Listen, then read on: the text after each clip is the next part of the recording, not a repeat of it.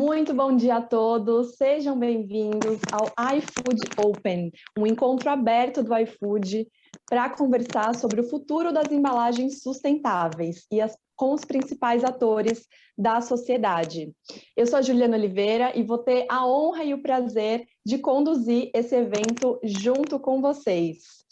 Estão reunidos aqui representantes da imprensa, restaurantes, consumidores, fabricantes de embalagem, o poder público, entidades de gestão de resíduos e a sociedade civil. Gente, olha a potência desse encontro. Esse evento foi pensado com muito carinho por todo o time do iFood, está cheio de conteúdos incríveis e convidados super especiais. Eu tenho certeza que vocês vão gostar. Nosso encontro de hoje é uma iniciativa do iFood Regenera, que é a estratégia de sustentabilidade do iFood, que busca iniciar um debate global e construir conhecimento conjunto que possa embasar a tomada de decisão sobre o tema. Quais embalagens priorizar, em quais situações, como cada parte da cadeia pode tomar melhores decisões e escolhas, né, e consumo, considerando todo o ciclo de vida da embalagem. Então, essas são algumas das perguntas que a gente vai responder hoje. Então, vamos lá começar? Antes de mais nada, eu quero chamar o João Barreto, do iFood, para abrir oficialmente o nosso dia. João, seja muito bem-vindo. Obrigado, Ju. Bom dia, pessoal. Nós aqui do iFood estamos muito animados para esse evento. Esperamos que seja o primeiro grande passo para que nós vamos fazer para cada vez ter um delivery mais sustentável e buscar a embalagem que esteja mais próxima de chegar a um impacto ambiental próximo do zero. Então, aproveitem muito o dia, façam perguntas, logo vamos colocar aqui o link do slide, perguntem para qualquer um dos participantes aqui, vamos estar muito felizes em responder da melhor forma possível, e agradeço desde já a Fê, que está aqui já nessa primeira rodada, a Dani, e todos os participantes que vão acompanhar ao longo do dia. Um bom evento para todos nós, todos ansiosos aqui. Muito bom, João. Então, vamos embora. Eu vou apresentar para vocês um pouquinho da agenda do dia. Vai ser um dia cheio, recheado de conteúdos muito especiais preparados pelo time. Então, o primeiro painel é sobre o futuro das embalagens sustentáveis. O segundo é sobre os desafios na produção dessas embalagens. Aí a gente faz uma pequena pausa para o almoço, de 1h30. Depois a gente retoma a 1h30 da tarde para o painel 3, sobre consumo de embalagens, legislação, restaurante, consumidor. E, por fim, o nosso quarto bloco do dia, um novo início, o descarte das embalagens. Tá certo? Então, gente, eu tenho certeza que vocês vão gostar, tá demais a agenda. E nesse primeiro painel, a gente tem a presença ilustre de 4 convidados que vão dar uma verdadeira aula sobre esse assunto para a gente. Vamos dar as boas-vindas para eles agora, começando pela Daniela Lerário. A Daniela é líder Brasil do Climate Champions da COP26. Ela é bióloga com experiência em ação climática, gestão de resíduos e economia circular. Dani, seja bem-vinda. Os próximos 15 minutos são seus. Obrigada. Bom dia a todos e todas. Que prazer estar aqui e dividir com vocês, Ju, Fê, Eti, João e toda a nossa audiência nesse primeiro painel de um evento tão relevante que o iFood está propondo sobre o futuro das embalagens sustentáveis. O mundo despertou para essa crise climática e os efeitos já se fazem sentir. As emissões de gases de efeito estufa que causam as mudanças climáticas são um produto da nossa economia extrativa, né, de pegar, transformar e descartar, que depende de combustíveis fósseis e ainda não gerencia os recursos a longo prazo. Estima-se que as atividades humanas já tenham causado um aquecimento global de cerca de 1,2 graus em relação aos níveis pré-industriais, e que esse aquecimento provavelmente vai atingir 1,5 graus, que é o limite crítico apontado pela ciência, entre 2030 e 2052, se a gente continuar a aumentar na taxa atual. Os incêndios, secas, inundações e outras condições climáticas extremas sem precedentes seguem acontecendo. Isso tudo afeta a população mundial de uma maneira desigual. Os mais vulneráveis são aqueles que sofrem mais e sofrem primeiro com essas ameaças. A ciência aponta claramente que a gente precisa cortar as emissões de gases de efeito estufa pela metade até 2030 e chegar ao zero líquido até meados do século para evitar os piores efeitos dessa crise. Existem projeções de que os impactos do clima custem à economia mundial cerca de 8 trilhões de dólares até 2050. Mas, em contrapartida, A ação climática pode trazer mais de 26 trilhões em benefícios econômicos e gerar cerca de 65 milhões de novos empregos de baixo carbono até 2030. Essa transição para a carbono neutralidade, para o net zero, é irreversível e vai acelerar muito. 9 das 10 principais economias do mundo já fixaram metas.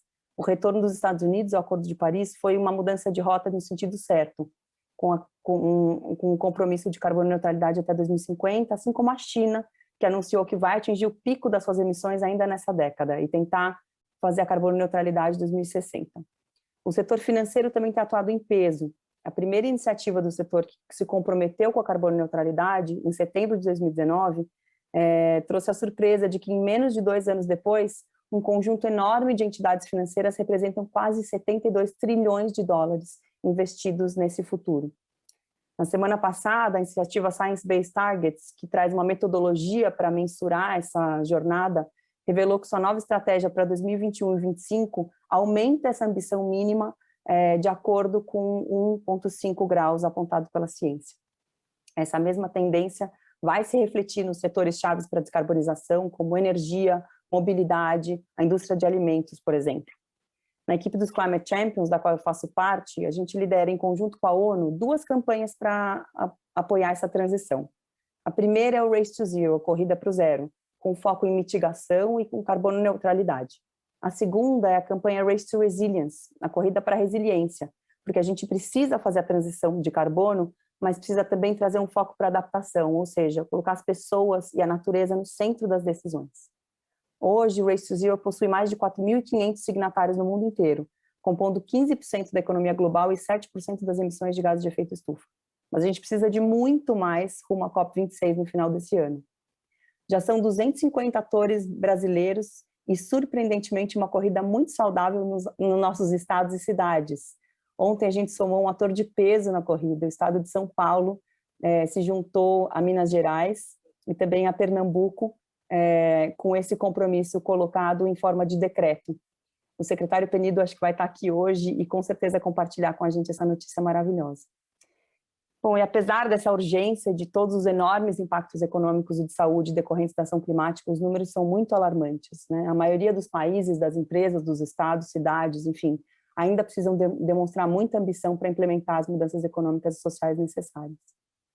Está mais do que claro que uma mudança radical é necessária para colocar o mundo no caminho certo e cumprir essa meta estabelecida do Acordo de Paris vai requerer uma transformação na forma com que a gente produz e usa os bens. Vocês sabiam que a transição para energias renováveis pode enfrentar quase 55% das emissões globais de gases de efeito estufa? Mas que os 45% restantes são os mais difíceis de reduzir, porque eles vêm de emissões que surgem da gestão do uso da terra e da produção de edifícios, veículos, eletrônicos, roupas, alimentos, embalagens e outros bens e ativos que a gente usa todos os dias. A economia circular entra aqui, acho que para contribuir e complementar esse quadro de redução das emissões, transformando a maneira como a gente fabrica e usa os produtos. É uma abordagem sistêmica para o desenvolvimento econômico e traz um caminho positivo quando ela redefine a criação de valor para se concentrar nos benefícios para toda a sociedade. Ao mesmo tempo que ela aborda as deficiências do sistema atual, ela cria novas oportunidades. São 3 princípios principais da economia circular. Então, eliminação dos resíduos e da poluição como conceito, manter os produtos e os materiais em uso o maior tempo possível e regenerar os sistemas naturais. Esses 3 princípios representam oportunidades junto às cadeias de suprimento, preservando a energia incorporada dos produtos e materiais e aumentando a captura de carbono por meio da regeneração de sistemas naturais. O uso desses conceitos e princípios vai apresentar para as empresas uma série de oportunidades de inovação que podem reduzir os custos dos materiais, aumentar a utilização de ativos e responder às mudanças nas demandas dos clientes. Nessa grande transformação, diversas intervenções vão ser necessárias na indústria, na mobilidade, na construção, nos alimentos, no aumento da resiliência entre todos os setores, o que reforça a necessidade de colaboração. Olhando um pouquinho para o desafio de embalagens em si, segundo o Eco Design of Packaging, em média, as embalagens representam cerca de 5% da energia utilizada no ciclo de vida de um produto alimentar, o que as torna uma fonte significativa de emissões de gases de efeito estufa. Para alguns produtos, inclusive, a embalagem utilizada tem um impacto ainda maior do que o próprio combustível usado para enviá-la para o mercado. Imagina a complexidade quando a gente coloca aí a questão do delivery, né? Por isso, um desafio enorme que a gente tem para discutir aqui. Apesar dela ter uma função clara e importante, a gente quer consumir o serviço e o produto, e não a embalagem. Quantas vezes a gente se depara com embalagens desnecessárias, né? Pensando no sobreempacotamento ou nas embalagens de uso único, cada vez mais utilizadas. Sem contar que, da forma com que a gente está atuando, milhões e milhões de toneladas estão indo parar no meio ambiente. E essa é uma questão de escolha de materiais, de design, dos processos, da infraestrutura e dos produtos. Então, é toda uma cadeia que precisa se alinhar. Muitos fatores ainda influenciam as decisões de embalagem, né? Incluindo a preferência do consumidor, o prazo de validade do produto, o preço, o desempenho, a conveniência. Mas vejam bem, não existe bala de prata. Eu tenho certeza de que isso vai ficar muito claro nas discussões de hoje. A gente precisa entender muito bem os sistemas, as limitações, as peculiaridades locais, o apetite do mercado e quais atores fazem parte dessa construção. Mas isso não pode, de jeito nenhum, ser usado como desculpa para não atuar. Existem várias maneiras de reduzir o impacto das embalagens, se é que elas são necessárias, mas para citar o trabalho da Ellen MacArthur Foundation, que é muito confiável nesse tema, eles sugerem eliminar, circularizar e inovar. Adotar práticas como essas são um grande primeiro passo, mas tem muitas outras coisas para fazer, não é mesmo? O Fórum Econômico Mundial estima que, por meio das melhorias no design e nos sistemas de fim de uso ou de vida, 50% das embalagens plásticas no mundo podem ver oportunidades econômicas mesmo após seu uso inicial. É preciso repensar a embalagem, porque ela comunica muito mais do que apenas o conteúdo de um produto. Ela é uma oportunidade de compartilhar os valores de uma empresa e o impacto nas pessoas e no planeta, se é que ela precisa existir. Como tomadores de decisão, a gente tem muitos problemas e poucas soluções. Eu acho que o potencial da economia circular para atingir as metas de sustentabilidade é muito significativo, mas ainda não é reconhecido o suficiente como uma solução-chave. Nessa transição, as empresas, obviamente, possuem um papel fundamental. Aquelas com maior visão de futuro estão aproveitando a ação climática como um motor de inovação, competitividade, gestão de risco e crescimento, ao mesmo tempo que elas proporcionam as reduções de emissões necessárias. O papel das empresas também passa por envolver-se muito mais ativamente com os próprios governos subnacionais, com organizações intergovernamentais e com a sociedade civil, para desenvolver soluções, políticas e medidas que forneçam essa estrutura capacitadora para que todos contribuam para a construção de uma economia de baixo carbono e resiliente. Todos nós já sabemos que transformar nossa economia para caber dentro dos limites do planeta e da sociedade é um grande desafio, mas também apresenta grandes oportunidades para aqueles que estão à frente do tempo. Alcançar essa transformação vai exigir um esforço concentrado e conjunto. Ninguém vai conseguir fazer isso sozinho. Por isso, eu acho que eu reforço a importância de um evento como o de hoje, né? A liderança do iFood em procurar desvendar esse universo de embalagens. Saber como tornar esse fluxo linear mais circular ou mais sustentável. O que isso quer dizer para aquele universo em que eles estão lidando? Convidando os consumidores, os restaurantes, os fabricantes de embalagem, o poder público, os entregadores, as entidades de gestão de resíduos e a sociedade para uma conversa muito franca, com o objetivo de iniciar um debate e construir conhecimento conjunto para embasar melhores tomadas de decisão no futuro, além de incentivar a inovação para a solução desse desafio. Esse passo, que parece bem simples, mas na verdade não é absolutamente fundamental na jornada para um futuro mais inclusivo, mais justo e mais resiliente. A colaboração é uma das 4 prioridades para a COP26, no final desse ano. Mitigação, resiliência, finanças e colaboração. Ou seja, a gente precisa focar muito em conseguir garantir essas transformações sistêmicas.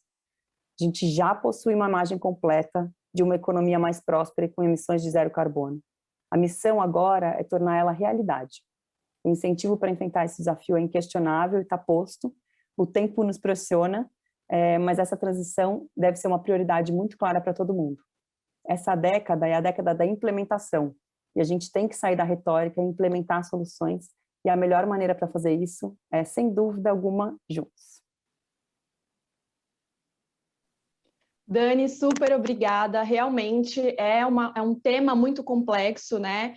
mas é por isso que esse evento existe, que o iFood desenhou, né, esse momento para que a gente pudesse se encontrar e conversar, né, todos os atores da sociedade na mesa, porque realmente cada um precisa fazer a sua parte, né? É uma solução super complexa e realmente é muito admirável essa liderança do iFood em promover esse debate, né, e essa criação de soluções em conjunto.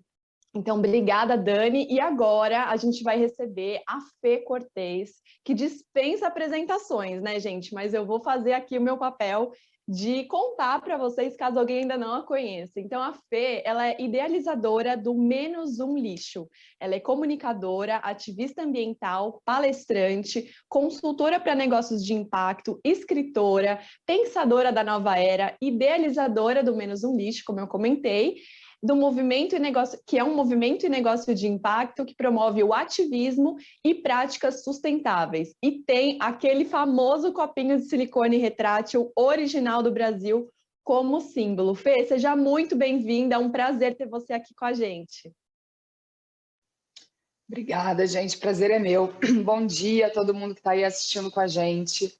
É muito importante que vocês estejam aí do outro lado, porque esse evento é um evento para a gente discutir com todos os atores soluções, caminhos. E como a Dani disse no começo, né, o desafio é gigante porque ele não é um desafio apenas de embalagem.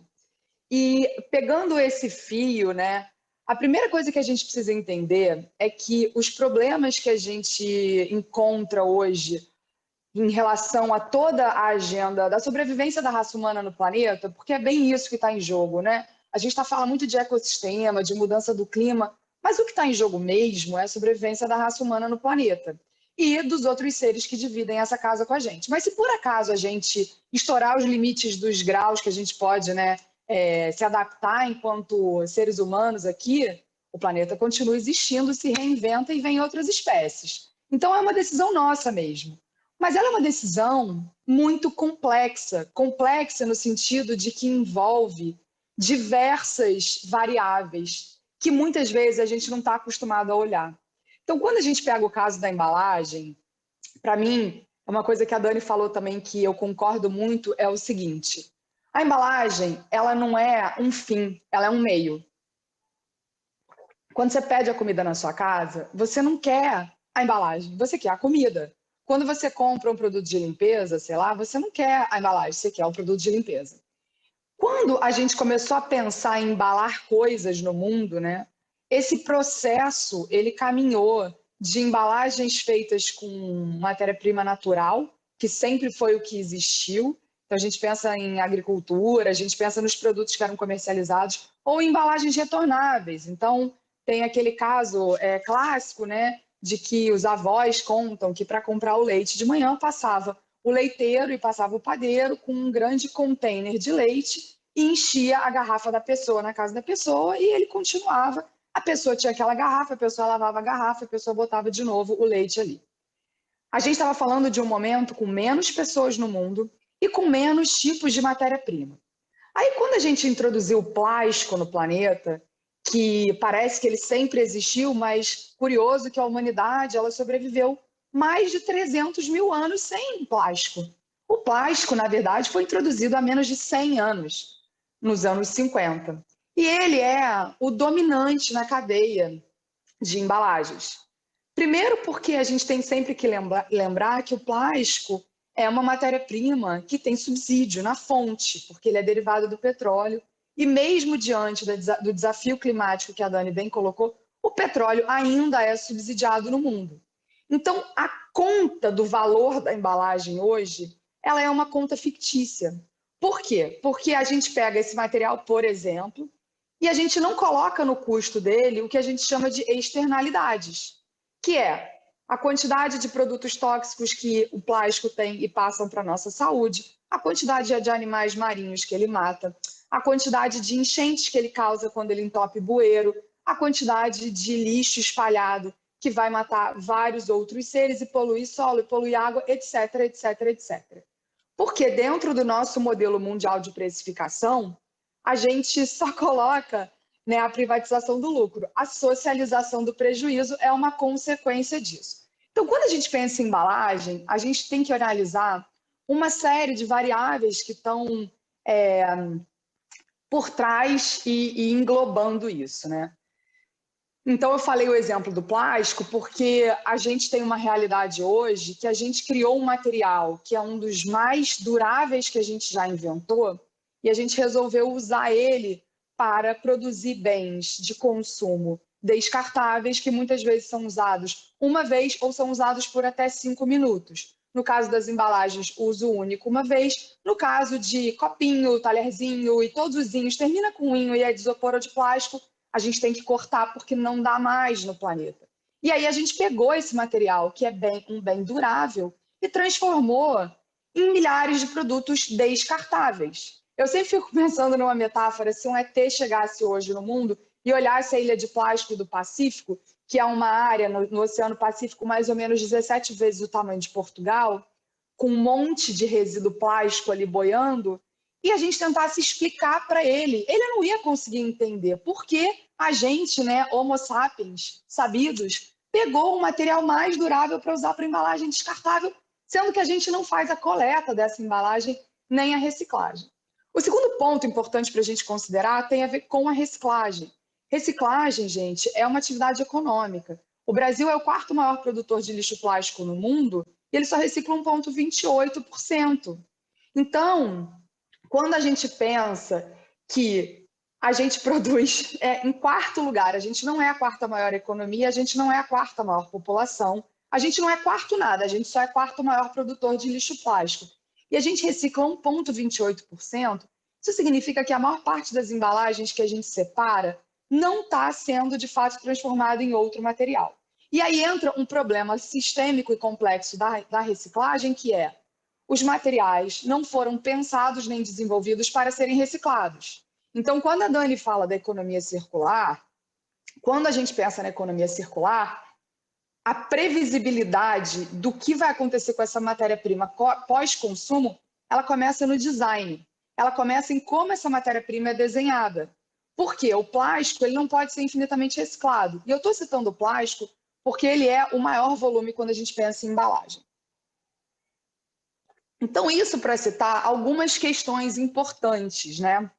Fora que no Brasil, a gente tem 50% dos municípios, mais ou menos ainda, sem aterro sanitário, ainda é lixão. E isso é muita coisa, é muito município. Então, quando a gente coloca tudo isso, né, numa análise e um problema de pandemia que aumentou o delivery assim, substancialmente, a gente se depara com uma situação alarmante, a gente se depara com um desconforto por parte do consumidor. Recentemente, uma pesquisa do IDEC mostrou que 72% dos consumidores preferiam receber as comidas de delivery sem plástico. E a gente se depara com uma corrida contra o tempo, porque a gente precisa resolver uma questão que envolve vários atores. Eu falei rapidamente de a produção do material, pesquisa e desenvolvimento, como ele chega na nossa casa, a legislação em relação a isso, que depois a gente vai falar um pouco mais, e o que acontece no pós-consumo, a cadeia de reciclagem, a coleta seletiva, a gestão de resíduo no Brasil. Então, assim, diante desse desafio, né, e o aumento de consumo de todas essas embalagens, sem contar o que a Dani falou da questão do uso da energia e mudanças climáticas. Quando a gente olha para esse panorama, a gente entende que isso é uma questão complexa. Então, o que a gente teria hoje como solução? Tem gente que fala, a gente teria hoje como solução a embalagem compostável ou a embalagem biodegradável. Mais ou menos, porque quando a gente pega, por exemplo, a embalagem biodegradável, ela não é biodegradável em qualquer situação. Então, se você usar uma embalagem biodegradável e jogar ela no mato, ela vai funcionar exatamente como plástico. Ela só é biodegradável num sistema de gestão de resíduos específica. Alguns é compostagem industrial, compostagem de cidades, que o Brasil não tem, outros aterro sanitário. Ainda temos 50% dos municípios apenas com lixão. Quando a gente pega as compostáveis, a gente ainda não tem volume suficiente para atender a demanda de uma migração dessa embalagem. Então, na minha visão, a gente vai precisar ter um esforço da sociedade civil organizada, e por isso é tão importante essa discussão hoje do iFood, junto com o poder público, junto com a inovação, para a gente chegar em matérias-primas melhores e em formas de gestão de resíduo melhor. Mas mais do que isso, eu acho que a gente vai ter que repensar para que serve a embalagem e como a gente faz para ela não existir mais. No seguinte sentido, para ela não ser mais descartável, para ela ser de fato um meio. Quando a gente pega o iFood, e a gente conversou um pouco antes desse evento, né? Ele é uma empresa de tecnologia que presta um serviço de logística. Ele não é um produtor nem de embalagem e nem de comida. Ele conecta consumidores com restaurantes, né? Com lanchonetes. O que essas pessoas consumidoras querem? Elas querem consumir a comida. O que os restaurantes querem? Entregar. Só que você tem aí justamente o player que normalmente falta na cadeia, que é a logística. Uma das grandes questões centrais quando a gente pensa em reciclagem é a gente voltar com a matéria-prima para a cadeia de suprimento, porque ela é misturada, porque ela acaba no lixão, enfim, por uma série de motivos, porque não tem valor econômico. Reciclagem é uma atividade econômica, a gente sempre é bom lembrar isso. E aí, eu fico pensando, e a minha provocação é, faz sentido a gente ainda pensar em descartável quando a gente tem uma questão de 7,5 bilhões de pessoas no mundo e uma crescente de demanda de tudo que a gente está consumindo? Porque quando a gente vai para... A gente entende que combustíveis fósseis a gente não vai mais usar, se a gente for inteligente o suficiente. Então, esse subsídio do petróleo, toda essa questão, né? O plástico é um derivado do petróleo, vai acabar em breve. Aí a gente pensa nos biomateriais. Se a gente, por exemplo, hoje resolver fazer só embalagens no mundo inteiro de cana-de-açúcar, a gente vai transformar os lugares que a gente planta comida em grandes monoculturas de cana-de-açúcar. Ou seja, veneno no solo, desmatamento, poluição hídrica, etc, etc, etc. Então, eu acho que no caso do delivery, o grande pulo do gato é a gente entender como a gente pode transformar a embalagem, de fato, numa peça retornável. Por quê? Você vai criar, sei lá, estou dando um exemplo aqui, uma série de modelos de formatos de quentinhas feitas de aço inox, feitas de alumínio, sei lá, de algum metal, de algum material resistente ou de algum material que a gente ainda não inventou, mas vamos tentar evitar materiais que a gente não faz o teste, não entende o que acontece depois, espalha pelo mundo e depois fala, agora tem ilha de plástico do Pacífico, né? Então, vamos pegar os que a gente já entende como funcionam e que dá para higienizar, etc, etc. E por que a gente não usa esse sistema, que já é um sistema que conecta consumidor com restaurante, para fazer a volta dessas embalagens? A gente tem que começar a pensar que tudo que a gente fizer no planeta hoje tem que ter um objetivo de usar menos energia, usar menos água, usar menos matéria-prima e não ter que se preocupar com pós-consumo. Isso tem que voltar para a cadeia. Então, quando a Dani fala assim, será que ainda vai ser necessário embalagem? É porque o conceito de embalagem, como a gente entende hoje, vai ficar obsoleto muito rápido.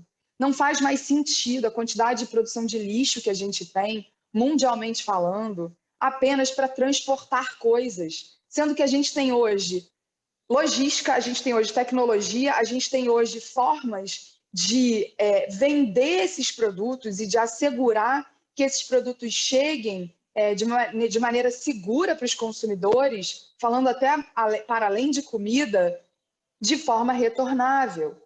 A gente vê países desenvolvidos caminhando para o aumento de venda de produtos a granel significativamente. Lembrando aquela história do leite, quando o leiteiro passava na casa das pessoas, mas agora de forma diferente. Você pega São Francisco, que é uma cidade que desvia de aterro sanitário 90% do que produz, ou seja, apenas 10% de todo o resíduo de São Francisco vai para aterro sanitário, e você vê que em todos os supermercados que você vai, você compra quase tudo a granel, levando o seu próprio pote. De azeite, a bebidas, sucos, a produtos de limpeza, chás, produtos de beleza, cosmética, tudo.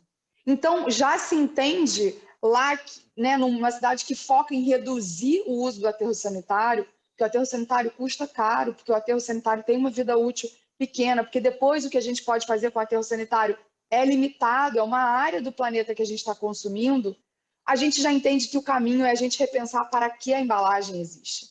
Então, a minha provocação, né, nesse painel de abertura, que eu acho que eu já estou no meu tempo, estourei ele aqui, 15 minutos, é que a gente repense embalagem para quê? Se a gente está diante de um sistema complexo, com muitas variáveis envolvidas, e tudo que a gente falar de migração de plástico, que é um grande problema, para compostável ou para biodegradável, a gente tem uso de recurso. Então, não tem bala de prata, não tem uma única solução. Elas vão precisar ser múltiplas, complementares, faseadas, porque não dá para mudar a roda de hoje para amanhã, mas a gente vai precisar pensar que tanto a embalagem como qualquer outra coisa que a gente for pensar no sistema vai ter que consumir menos água, consumir menos energia, consumir menos recursos e ter garantido uma volta desse material para a cadeia, pensando de forma circular. E aí, quando a gente fala de embalagem, talvez não faça mais sentido a gente pensar na palavra descartável, porque o planeta não é descartável, as pessoas não são descartáveis, então a gente vai ter que mudar a lógica do descartável, que não vai mais existir no mundo, porque nada na natureza é descartável, para o que pode ser reinserido, o que pode ser transformado, o que pode ser repensado. E as alternativas que a gente tem hoje, na sua grande maioria, não foram pensadas para isso. Por isso o tamanho do desafio. Então eu convido a todos aí a pensarem nessa complexidade e como a gente pode caminhar para sistemas mais eficientes, entendendo que a logística, que é o ponto mais difícil, nesse caso a gente já tem. É isso, gente. Obrigada. Fantástico, Fê. Que aula, né, pessoal? Excelentes as provocações. Sou suspeita porque eu sou muito fã, acompanho sempre e realmente é muito complexo, né, Fê, como você disse. E às vezes a gente escuta por aí, né, embalagem compostável, biodegradável, acha que é simples, mas não pensa em tudo isso que você contou para a gente, que existem condições específicas, né, para que tudo isso aconteça de uma maneira adequada. Então, super obrigada, foi excelente, tenho certeza que o pessoal gostou.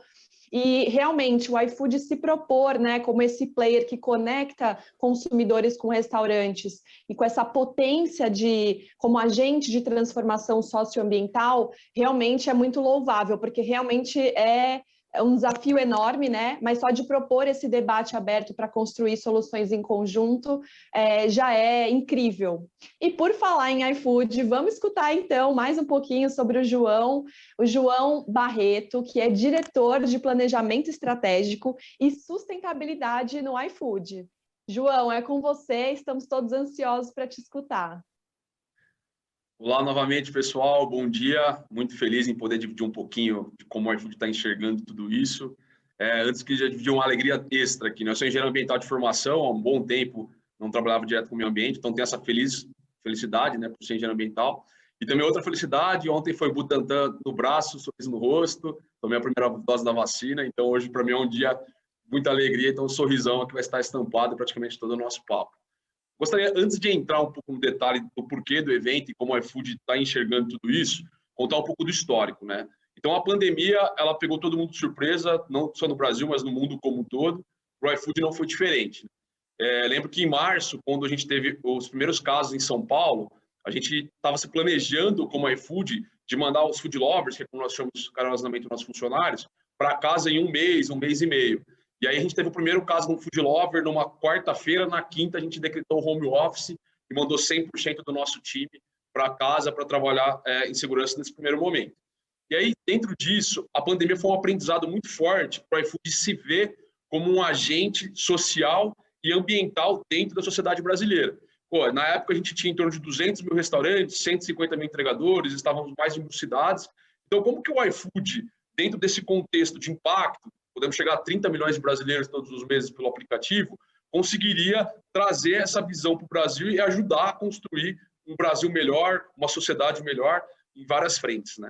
Então, dentro desse contexto, principalmente usando nossa tecnologia, como a Fê trouxe aqui antes, e a Dani também, né, o iFood como uma empresa de food tech, como que a gente vai usar nossa tecnologia para esses outros lados. E aí, bem no começo, nós começamos com uma visão de como que a gente poderia dividir isso em alguns pilares, o que nós inauguramos oficialmente em dezembro do ano passado, que nós chamamos de EMI, Educação, Meio Ambiente e Inclusão.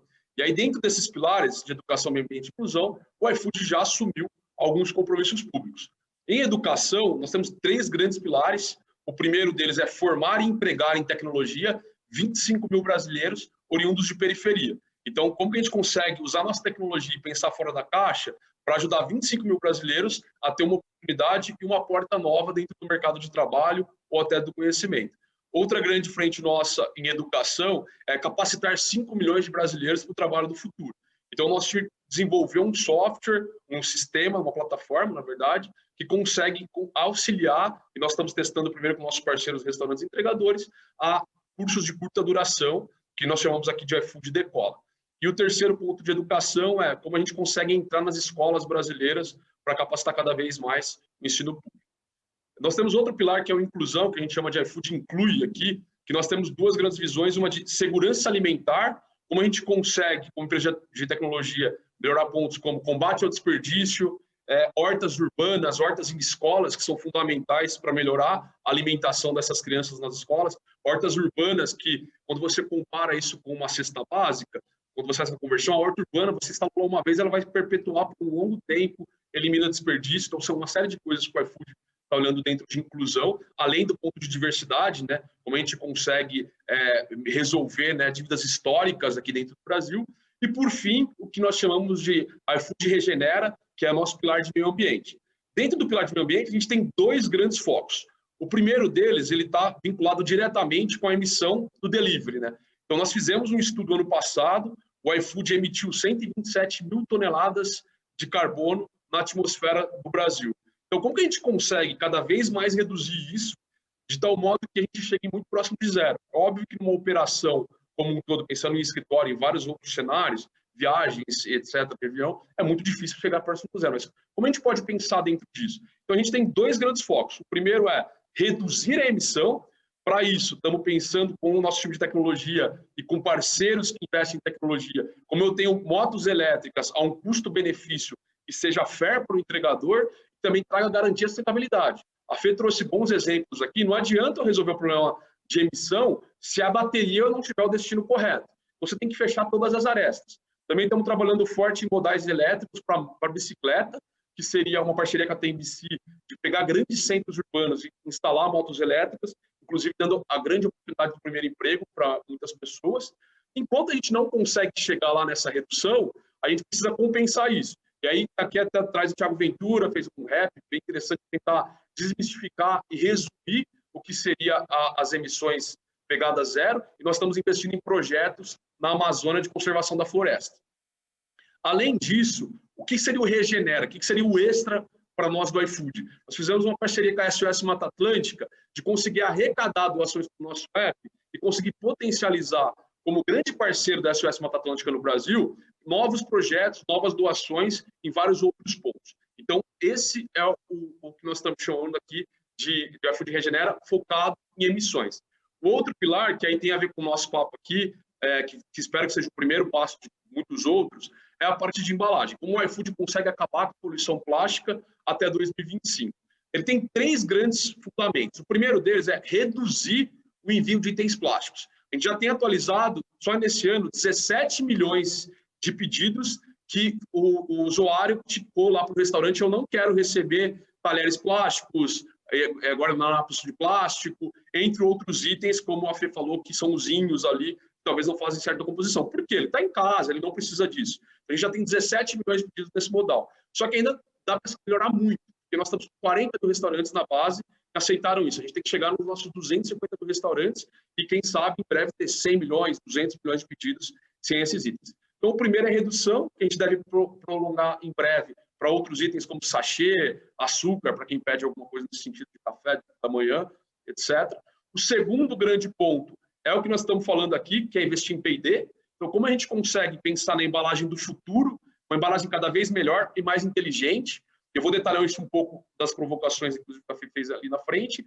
E o terceiro grande ponto é reciclagem. Quando eu não consigo reduzir o máximo o plástico, e quando eu não consigo ter uma tecnologia que seja eficiente ambientalmente, social e econômica, eu preciso trabalhar na via de reciclagem. O iFood vai ter 100 pontos de coleta voluntária até o final do mês de setembro. A gente está trabalhando com vários testes em Salvador, Rio de Janeiro, São Paulo, e temos interesse em prolongar isso. Nosso grande objetivo é reciclar o mesmo que São Paulo recicla dentro da nossa operação, no curto prazo, e no médio prazo, no mínimo, zerar o que o iFood lança de embalagens, visto que a gente manda e vai contabilizando quanto itens plásticos e quantas toneladas o iFood manda para a casa dos seus clientes.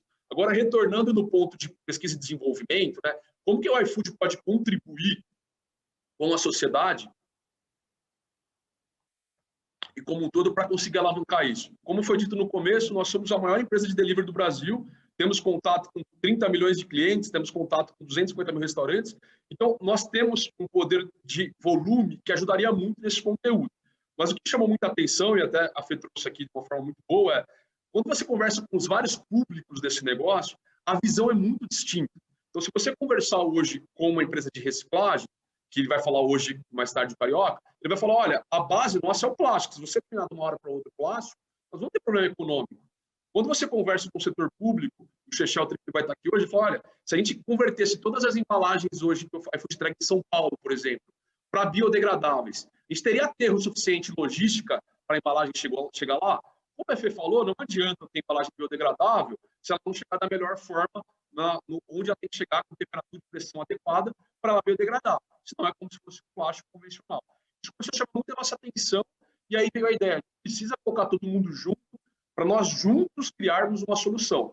O iFood não vai dar a ideia, tirar do chapéu, não tem uma bala de prata para a gente resolver esse problema da embalagem, olhar para o futuro. Isso precisa ser construído em conjunto entre agentes públicos, entre especialistas, entre o terceiro setor, indústria, restaurantes, mercados, para quê? Para que todo mundo chegue com uma solução e trabalhe isso junto, dividido em etapas, né?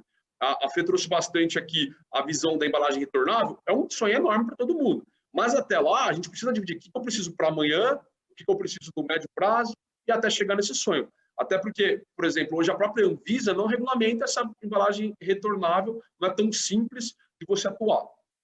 E aí, o que a gente está tentando fazer para acelerar isso em algumas ações do iFood? Daqui a pouco a Eti da XPRIZE vai falar aqui, mas, por exemplo, a gente criou com a Suzano uma corrida nacional em busca de uma embalagem mais inteligente, que a gente está chamando de embalagem do futuro.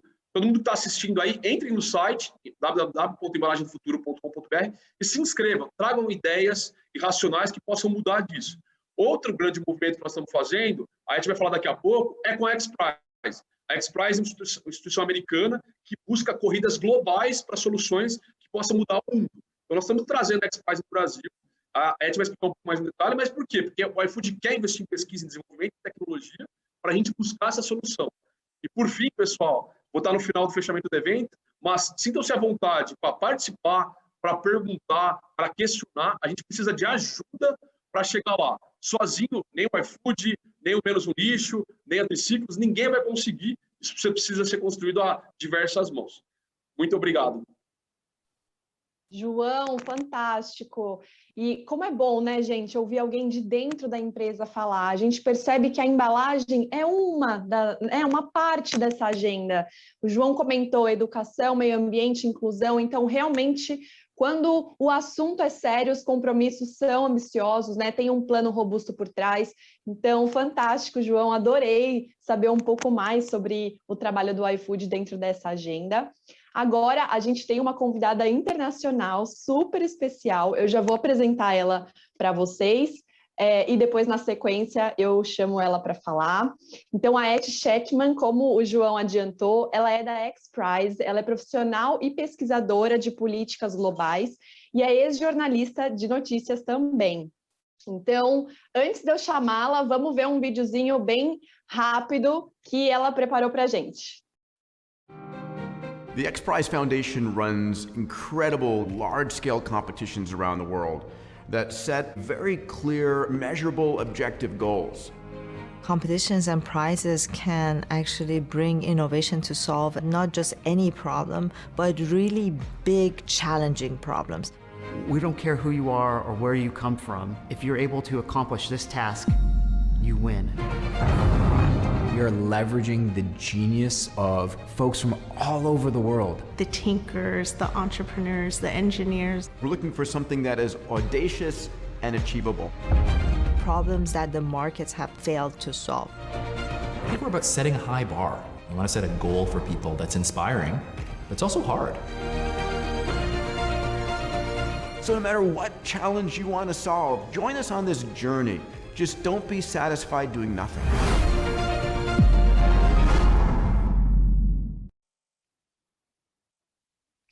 Great. So, Eti, thank you so much for being Eti, muito obrigada por estar aqui conosco, então, hoje. seja muito bem-vinda e nos próximos 10 minutos você pode, então, nos dar a sua aula.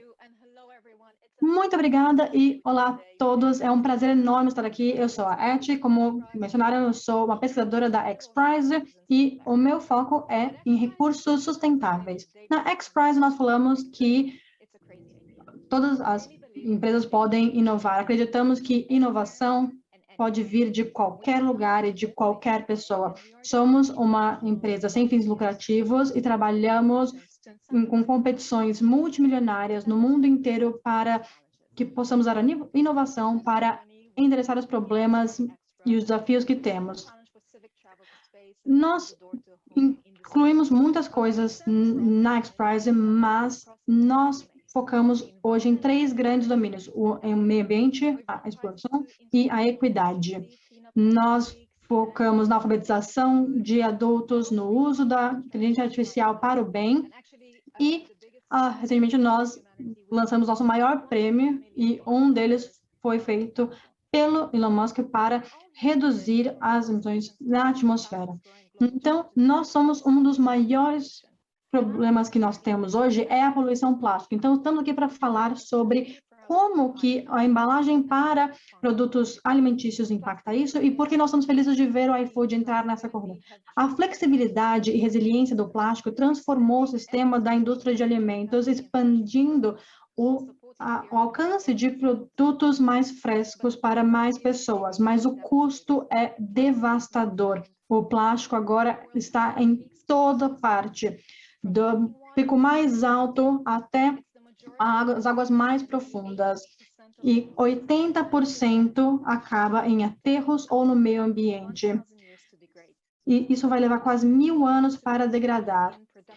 E pensando no crescimento da produção, nós vamos ver 4 vezes mais plástico atingir os oceanos. Há uma estimativa de que só as embalagens plásticas já nos custam 4 bilhões de dólares nesse mercado. E as embalagens flexíveis, como vemos aqui atrás, é a pior responsável por isso, e por alguns motivos. A primeira é porque esse consumo mais imediato, à medida que as pessoas vão para as cidades e fazem consumos mais imediatos, vemos que os plásticos são usados apenas uma única vez. Mas o que acontece com ele depois de ser usado? Esses plásticos flexíveis não são recicláveis porque há pouco valor de recuperação e é mais provável que eles acabem no meio ambiente por conta do seu formato também. Então, a abordagem da XPRIZE para inovação e competição é cirúrgica. Identificamos as lacunas, onde podemos fazer intervenções mais efetivas para fazer um impacto em escala. Fazemos testes e validações e também temos, então, critérios técnicos bastante desafiadores que têm que ser demonstrados. Agora o iFood tem também buscado lidar com a questão de equilibrar a segurança alimentar e a poluição plástica. E para isso precisamos de toda a colaboração possível. Temos que reutilizar, repensar, redesenhar materiais e sistemas. Temos que inovar. Neste caso, a nossa avaliação, ou consultando diversos especialistas no mundo todo, mostram que os pacotes flexíveis são um dos produtos que provavelmente não vão simplesmente desaparecer porque eles são muito relevantes para a segurança alimentar. Os desafios do plástico não ficam só também ao final do seu uso, como mostrado na foto atrás de mim, mas por todo o ciclo de vida do produto. Desde as emissões na sua produção, que vão representar 15% das emissões até 2030, até as suas propriedades compostas. Nós vemos muita exposição a químicos através de plásticos flexíveis. Então, como podemos mudar isso? Será que nós podemos ter os benefícios do plástico flexível sem os seus impactos negativos? E há várias iniciativas inovadoras que têm usado outros produtos, como proteínas vegetais, para criar polímeros biodegradáveis. Eles ainda, claro, envolvem diversos desafios, como a escalabilidade, a viabilidade econômica e o desempenho. Mas, assim, podemos tentar encontrar uma forma de equilibrar a segurança alimentar com a biodegradação. Mas uma das coisas mais complicadas agora é o tamanho do problema que inventamos na padronização desses testes. Até mesmo há empresas que falsificam isso. Algumas marcas dizem que o seu produto é biodegradável, mas apenas em condições industriais muito específicas. E muitos são muito parecidos com o plástico convencional. E é por isso que nós fazemos testagens rigorosas e terceirizadas independentes. Nós fazemos uma competição de 10 milhões de dólares que busca encontrar materiais flexíveis, tanto em formato de filme, quanto também em pouches de múltiplas camadas. Assim, queremos também considerar todo o ciclo de vida daquele produto, imaginando como a sustentabilidade e o desempenho acontecem desde o início até o final da sua produção, em todos os ambientes que podem ser poluídos por ele. O momento para fazer isso é agora. Nós temos um problema enorme em nossas mãos, mas também uma oportunidade enorme. A maior parte dos setores usa plásticos de uso único, mas a Europa e vários outros países têm já tomado medidas. Várias grandes empresas já se comprometeram para transformar as suas embalagens até 2025. E o mercado de embalagens biodegradáveis tem crescido 17% por ano. E agora queremos que vocês participem, vocês inovadores, estudantes, pesquisadores, líderes da indústria e agentes governamentais. Nós estamos agora lançando essa nova competição e estamos muito felizes de ter o iFood nos patrocinando e atuando como um grande parceiro. Se vocês estão interessados, falem conosco, falem com a equipe do iFood para participar. Então, muito obrigada e vamos juntos acabar com a poluição plástica. Great presentation, Eti. Thank you so much. Foi ótimo, Eti. Muito obrigada. Fê Cortez. Então, deixa eu pegar aqui. Fê, o Vinícius perguntou para você o seguinte. O conceito de embalagem também surgiu para promover a segurança biológica na separação, transporte e armazenamento dos alimentos. Como lidar com isso sem embalagens de plástico? Oi, Vinícius, obrigada pela pergunta. Bom,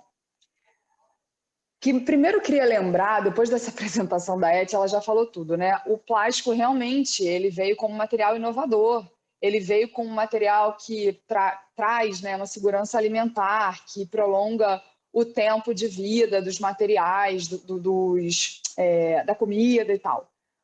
Mas hoje já existem várias embalagens que não são feitas de plástico e são usadas para alimento.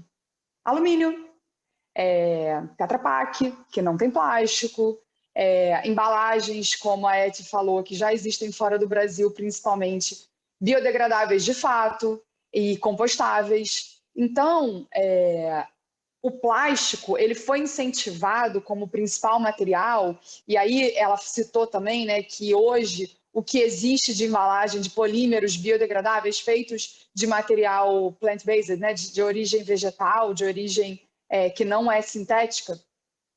Hoje a gente ainda tem questões no desenvolvimento dessas embalagens que talvez não performam exatamente como as embalagens de plástico. Mas quantos anos a gente tem de pesquisa e desenvolvimento de plástico e quantos anos a gente tem de pesquisa e desenvolvimento desses novos materiais, né?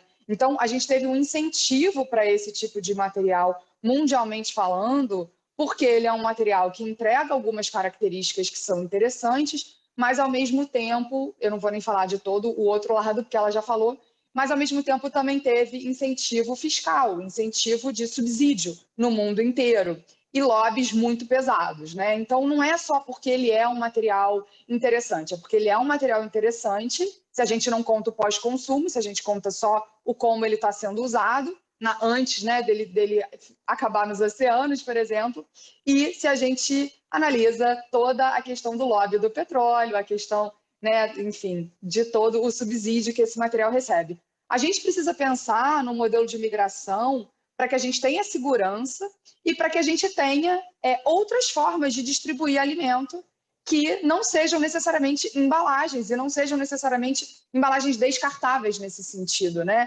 Então, quando a gente vê cidades, estados, países voltando para o granel, por exemplo, é porque eles fizeram testes em relação a isso, e porque o granel funciona em supermercados, né? Então, eles não fizeram do além, né? Tipo assim, então se contaminar todo mundo não tem problema. Mas hoje já existem outras embalagens que não são de plástico. O plástico, ele é muito barato, por isso que ele é a que domina por aí. Mas existem outras embalagens que não são de plástico e garantem uma vida útil para os alimentos, para bebidas longa. E a gente vai precisar pegar essas mesmas características do que a gente acha que é bom no plástico, em relação à segurança alimentar, à conservação dos alimentos, né, ao prazo de validade, e transformar isso para uma forma de fato orgânica, de fato natural, que não tenha veneno, que não tenha todos esses componentes químicos e tóxicos que acabam hoje no nosso organismo. Quando a Eti fala que já tem plástico no pulmão do ser humano, isso ela não está nem contando todas as coisas químicas que tem, que a gente está consumindo por conta dessa embalagem que promete tanta coisa. E que quando a gente coloca ainda em contato com a comida quente, solta mais dessas substâncias tóxicas. Então, é um desafio que não é simples, não é trivial, e por isso não tem bala de prata, mas a gente vai precisar mudar o nosso modelo mental, a nossa lente. E a gente vai precisar procurar em outras alternativas sistêmicas, que não é só troca uma embalagem pela outra embalagem e resolver o problema. Isso pode ser nesse momento, mas a gente vai precisar pensar sistemicamente como a gente entrega alimentos sem entregar poluição junto, como a gente produz alimentos sem envenenar o solo, como a gente alimenta a população sem envenenar a água e desmatar. São muitas questões juntas, né? Ainda mais se a gente fala que a gente está pegando, que a gente vai pegar materiais orgânicos para produzir essas embalagens, como a gente pode utilizar, de repente, os rejeitos, como a gente pode utilizar a coisa compostável, né? A biomassa, enfim. Eu não sou engenheira, mas o que eu sei é que a gente está falando de um mercado já amadurecido, de uma indústria de subsídios, lobbies e bilhões de dólares por trás, e a gente está falando de uma que está nascendo agora. Então, como é que a gente pode usar esses mesmos subsídios e lobbies que fizeram o plástico chegar onde ele chegou com esse P&D, para que a gente faça embalagens de fato inteligentes e alinhadas com o desafio do século XXI para isso, né? A gente tem um outro desafio agora, a gente não está mais nos anos 50. Então, a gente já tem algumas, mas a gente vai precisar evoluir nesse sentido. Mas é muito boa essa pergunta, Vinícius, porque, de fato, o plástico ele traz essa conservação dos alimentos e a segurança, mas ele faz parecer que ele é o único que traz isso, e isso não é verdade. Então, por isso que a gente está evoluindo nesse sentido para outros tipos de embalagens e sistemas. Então, eu volto de novo para aquele pensamento. Não adianta a gente pensar só como troca 6 por meia dúzia ou como troca a matéria-prima de um pela matéria-prima de outro. A gente tem que pensar sistemicamente se isso é o que faz sentido para esse desafio. Se embalar single use, né, uso único, se embalar tudo em papelzinho, em plastiquinho e isoporzinho, é o que vai levar a gente para solucionar esse problema. Então, a gente vai precisar de uma outra lente mesmo, tá? Acho que é isso. Obrigada pela pergunta. Obrigada, Fê. E eu tenho certeza que essa parceria entre iFood e XPRIZE vai dar samba. Estou super ansiosa aí para ficar sabendo das novidades que vão sair dessa junção incrível, né? Dois gigantes que estão se propondo realmente a transformar esse futuro, né? E ter embalagens mais sustentáveis. Então, pessoal, queria agradecer demais os nossos convidados desse primeiro painel. Tá? A gente vai para um rápido intervalo, então aproveita para pegar a sua água, o seu café, e a gente está de volta às 10h35. Eu espero vocês.